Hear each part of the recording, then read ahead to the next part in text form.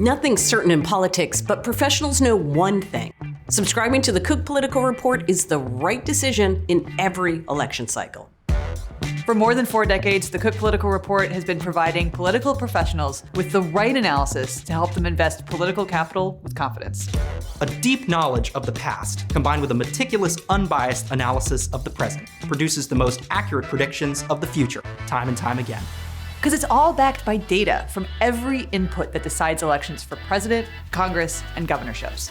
Subscribers to the Cook Political Report get the clarity they need through smart analysis that you won't get anywhere else. Like the very latest outlook for every race and access to our analysts. Amy Walter, David Wasserman, Carrie Dan, Jessica Taylor, Aaron Covey, and Matthew Klein. The Cook Political Report offers the right analysis, the right analysis, the right analysis, the right analysis for getting it right. Go to cookpolitical.com/subscribe.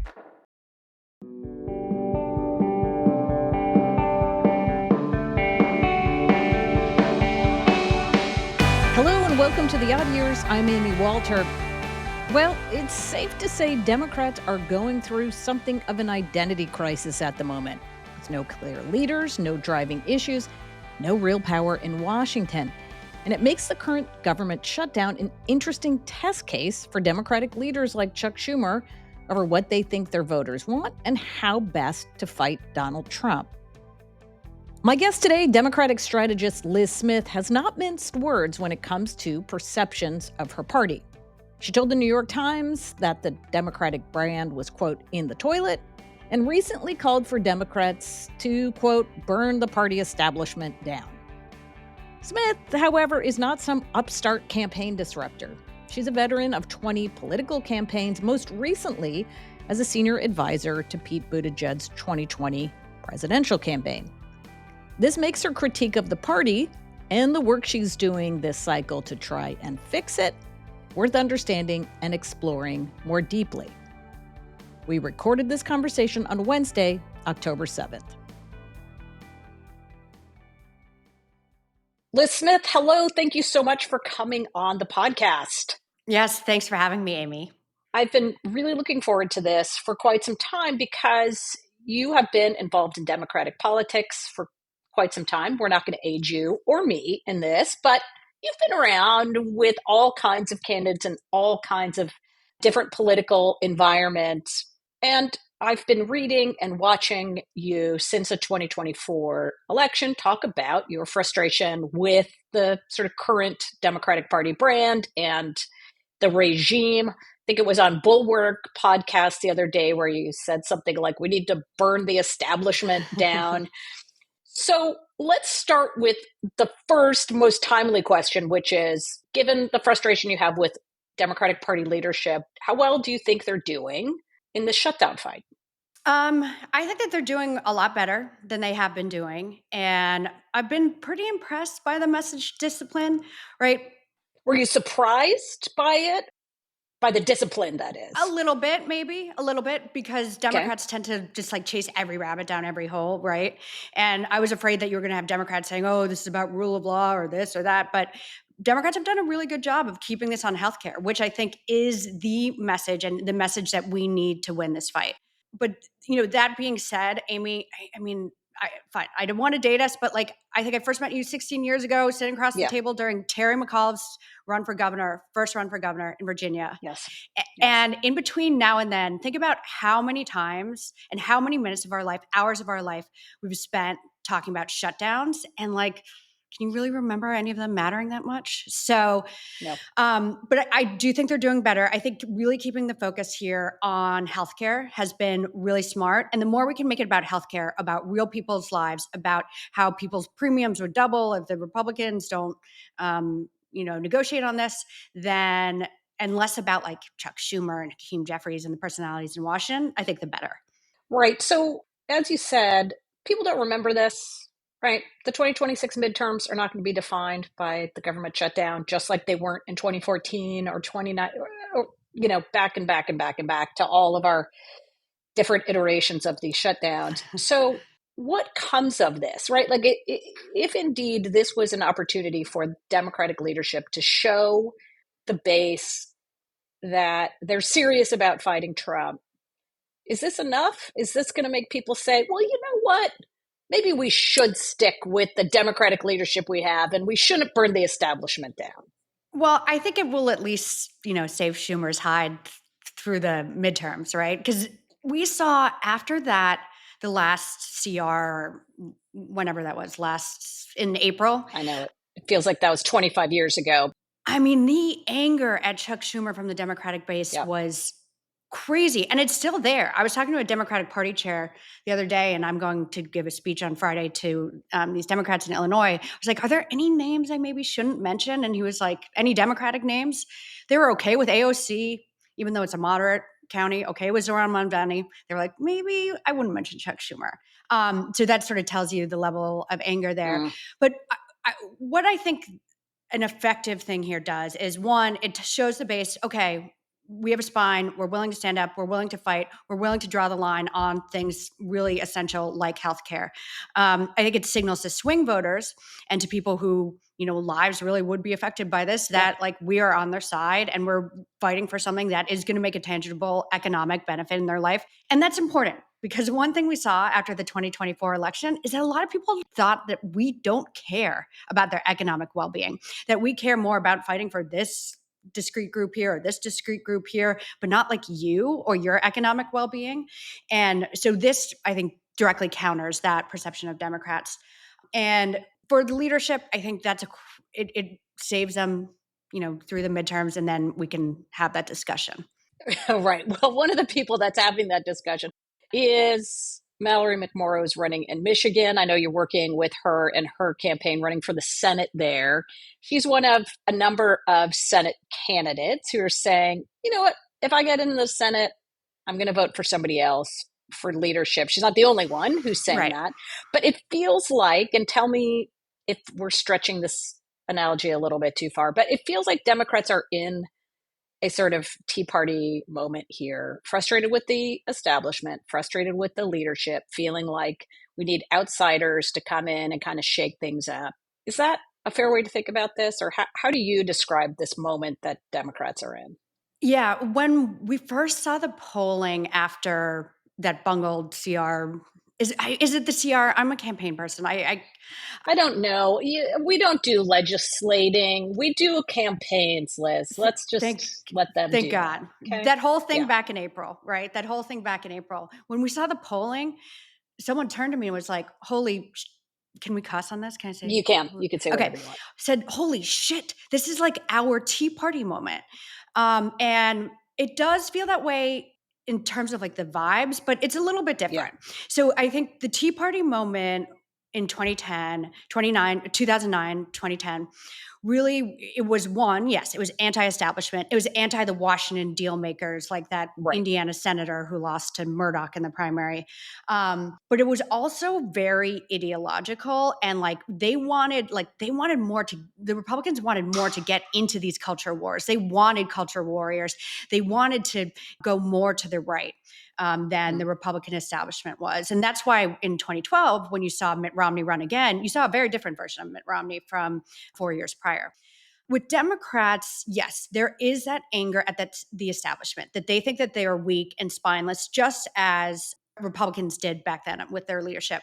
But it's, I think, a little bit less ideological. We're not saying go so far to the left. It's more like pass the torch. It's time for new leaders. Like, we cannot have 80-year-olds being our presidential nominee, leading us at all these different levels, saying, wait your turn, wait your turn, wait your turn, whether it's like, Joe Biden running for president or Chuck Schumer as leader, or, Ed Markey running in Massachusetts, or whatever it is. It's time to pass the torch to a new generation.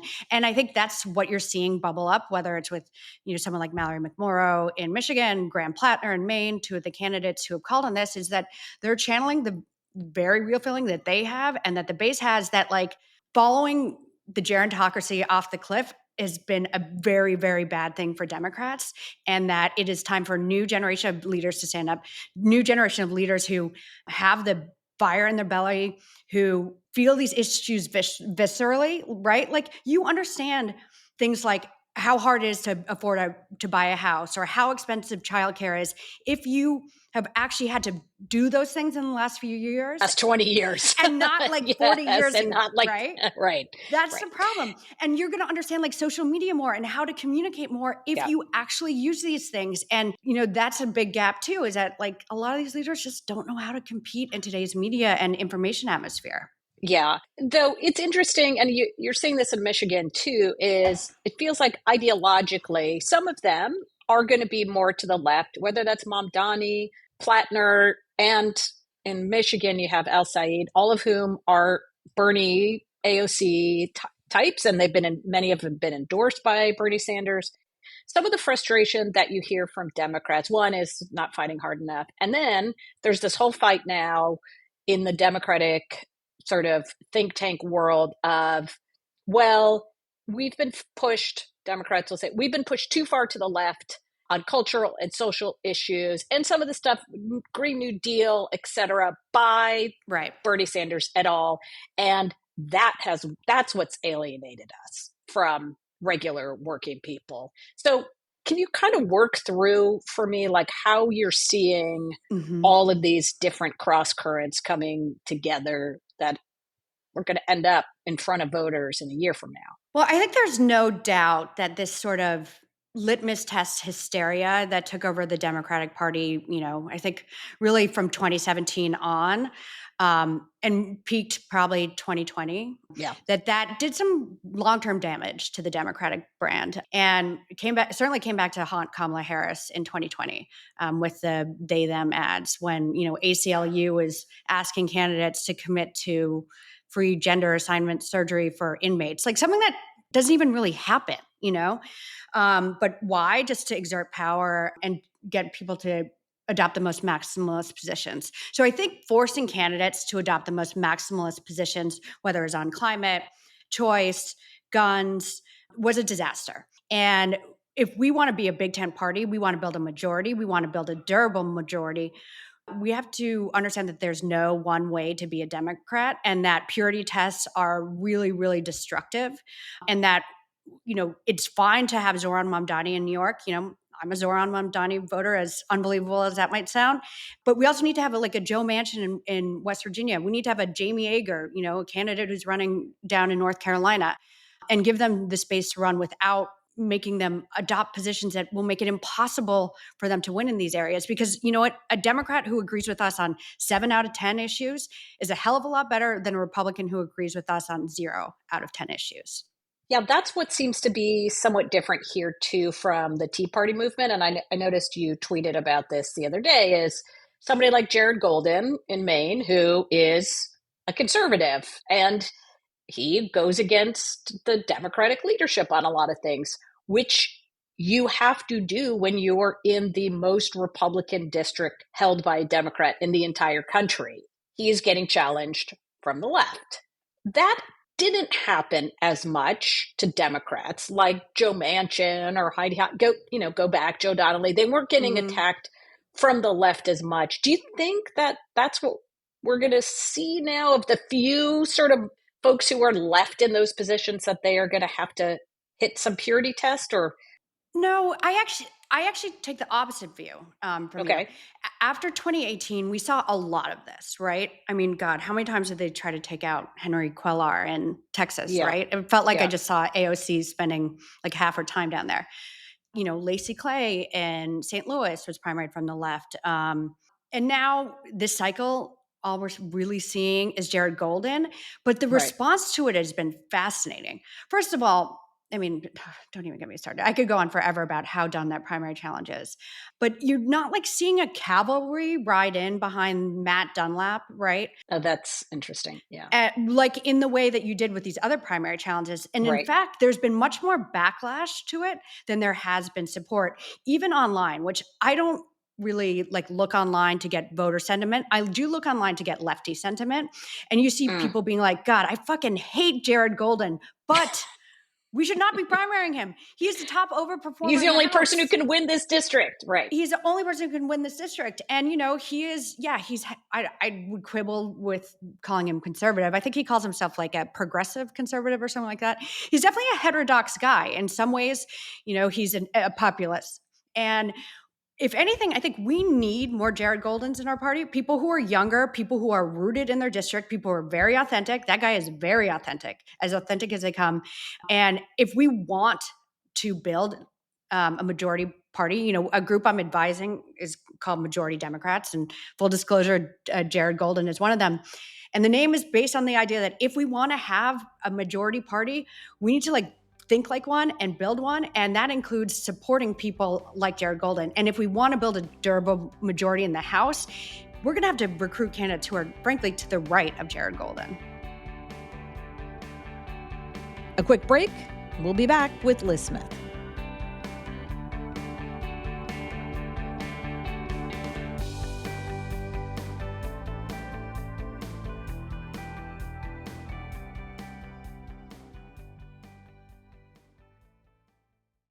If you want to stay up to date on all redistricting news, check out our new redistricting tracker.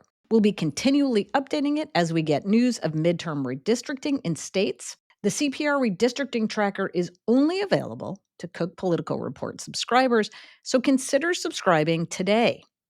Go to www.cookpolitical.com/subscriber. Use the discount code ODD10, that's ODD, the number 10, to save 10% on any subscription. The offer is available only to new subscribers. When you think about some of these candidates and what they will be like when they come, if a Mallory McMorrow, Graham Plattner were to win and come to the United States Senate, how do you think they will be different? They want to shake up the establishment. What do you think that looks like? If you have four, it's one thing to have one of them, but if you get 3 or 4 of them this cycle, what does that do? I think there are people who are going to be more willing to challenge their party and speak out against their party when they think that leadership isn't delivering. And that's a big change from right now, because I don't know about you. I don't know if you talk to Democratic senators behind the scenes after that CR debacle or government funding debacle, whatever you want to call it. But they were, to a person, pretty pissed at Chuck Schumer, but you didn't see them out there publicly saying it. You saw some blind quotes here or there. Michael Bennet, I think, probably is the only one I can think of who really spoke out.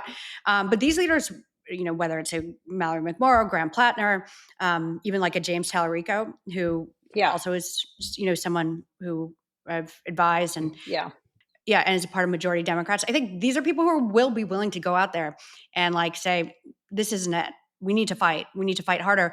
But another thing too, and this is more on the tactical side, is that they're going to breathe some fresh air into the U.S. Senate and really bring a new communication style, which I think has been lacking in the U.S. Senate. I know they're trying, but it's really, really hard for them to break through. And I think what we've seen with Graham Plattner, with James Tallarico, with Mallory McMorrow, is that these are people who can really break through the noise. And even on stuff like cost of living, like Mallory had an ad on the Red Zone, a Red Zone ad, how Red Zone's now doing commercials, and talked about all the ways that football Sunday has become much more expensive for people. And, she's not yelling about democracy, yelling about Trump being a fascist, just talking about cost of living stuff. And that was able to go mega viral because it was, one, that's a woman who's watching football on Sundays. But 2, she just did it in a direct and fresh way that a lot of our current leaders can't.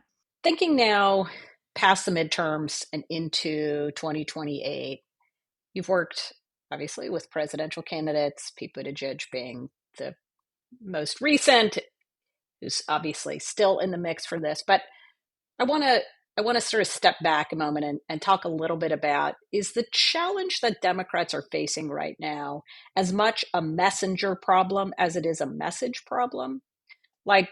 How much is it that the people who are out front now don't exhibit the kind of ability to feel authentic to people? especially on issues that are important to them? And how much is it that they think the Democratic brand itself, the Democratic Party itself, is out of touch? So I'm going to add to that. I think we've got a messenger problem. I think we have a message problem. I think we have an ideas problem. And I think we have a brand problem. So, and That's yeah, yeah. I'm not going to sugarcoat it. No, but a lot of those things are interrelated. Like, right, the brand problem is a result of the fact that our messengers are flawed, the message is flawed, the issues are flawed. When I say that we have an issues problem, I mean that like we literally, I can't remember the last time Democrats were putting forward big issues. And to the extent that you've seen big issues they've come, or big ideas, you mean? Like something big that's ideas, sort of yes, big ideas, yeah.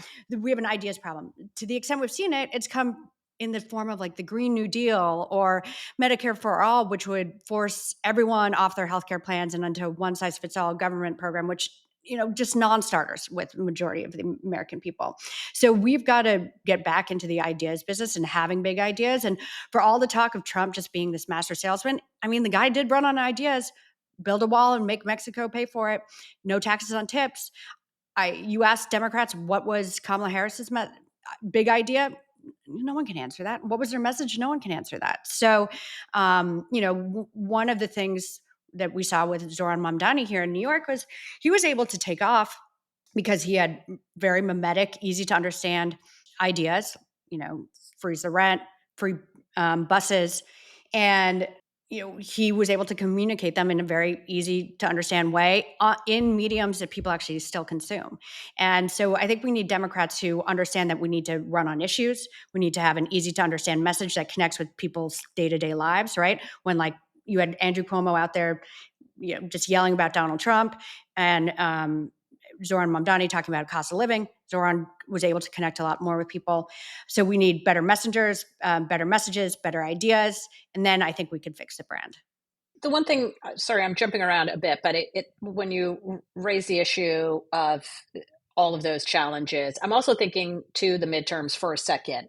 And as you know, there are many folks within the Democratic establishment who will say, okay, you're right, we have some of these problems, totally agree. But we need to make it through these midterms. And the best, strongest candidates are the ones with a track record, the ones who people know. So we need Janet Mills, who's the governor of Maine, because she has a track record. People know who she is. She's a safer bet than taking a risk with somebody like Graham Plattner. We don't know much about him. He's doing great on the socials. But what if he turns out to be the Tea Party equivalent of, right, the people that we know who ran in 2010 or 2012? Or McMorrow, that's nice, but she's just a state senator. She hasn't run in a congressional district like Haley Stevens, who knows how to win in a swing area in the state. Mallory flipped a district. She won Mitt Romney's hometown. Exactly. So what risk reward is there out there? I mean, because you've already have examples in North Carolina. Yeah, Roy Cooper. He's not exactly gonna be a establishment breaker. Light the world on fire. Exactly, and he's not anti-establishment, right?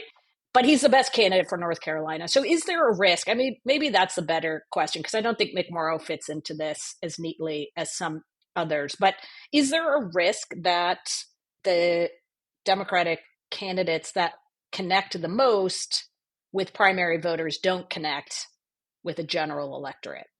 Well, that's why we have primaries, though. And I think to your point about is Plattner Tea Party, I don't work with Plattner. I don't know much about him besides what I see online. But in a primary, you can hash some of this stuff out. And, primary voters at the end of the day really do care about electability. And so I wouldn't discount that. And so if Janet Mills wants to run and the DSCC wants to back her, then she should run and the DSCC should back her. And that comes with positives and negatives. Yeah. Like what's happening in Michigan? Because it feels too like there's been a thumb on the scale for somebody who's a federal officer. Oh, of right? course. Oh, yeah. Right. There completely is. And that situation is so bizarre too, because there is no energy on the ground, right? For Haley Stevens, no matter who you talk to, around the state, all the energy on the ground is for Mallory McMorrow and Abdul El-Sayed. I'm not just saying this because I'm biased. I'll shout out Abdul as well. But I think, a lot of that is because she seems like she will be a very safe establishment vote. But like, if you are putting your thumb on the scale for someone who can't attract a crowd of more than 2 people, including a tracker, then like maybe you need to reorient your priorities. Because I think more important than getting someone who will just fall in line behind the establishment is getting a candidate who could win a general election and who can excite and turn out Democrats and independents and swing voters.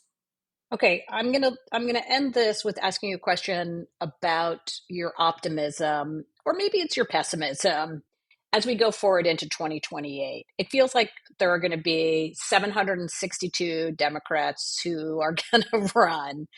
But are you hopeful as you look out into the cast of potentially all of these people that there's somebody in there who will be a strong candidate, and that the party itself will be in a better place by the time we hit 28?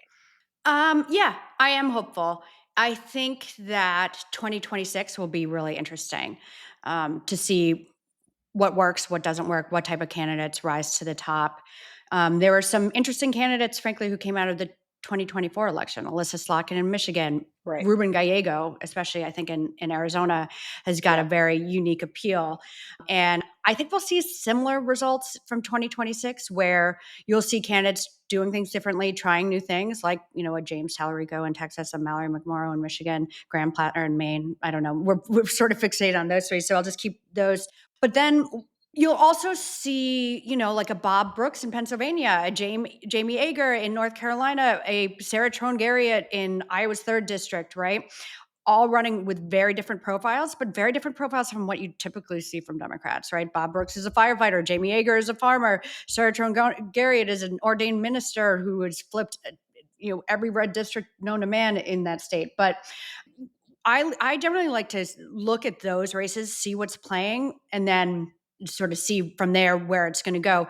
But I do think now there really is an understanding that voters are sick of the status quo, and that if Democrats run on the status quo like we did in 2024, we're going to get our asses handed to us. And that's like a key lesson to me from the mayoral election in New York, is that voters said, we do not want what establishment Democrats are handing to us with Andrew Cuomo. We will take a risk on a 33-year-old Democratic socialist because that is preferable than the establishment slop that you're handing us. And so in 2028, I think whoever rises to the top is going to be someone who channels that anti-establishment feeling, offers a change perspective, much like Barack Obama did in 2008. Lis Smith, thank you for all of your insights. Really, really, really appreciate this, and look forward to talking to you more as we move through the cycle. Great. Thank you for having me, Amy. Thank you so much for listening to The Odd Years. If you liked what you heard or want to make a suggestion, leave us a review or recommend us to a friend. You're our best way to get the word out about what we do. And if you want more from the Cook Political Report, consider becoming a subscriber. Go to cookpolitical.com/subscribe. Listeners can use the discount code ODD10, that's ODD, the number 10, to save 10% on any subscription. This offer is available only to new subscribers. The Odd Years is brought to you by the Cook Political Report and is produced by Becca Kaufman.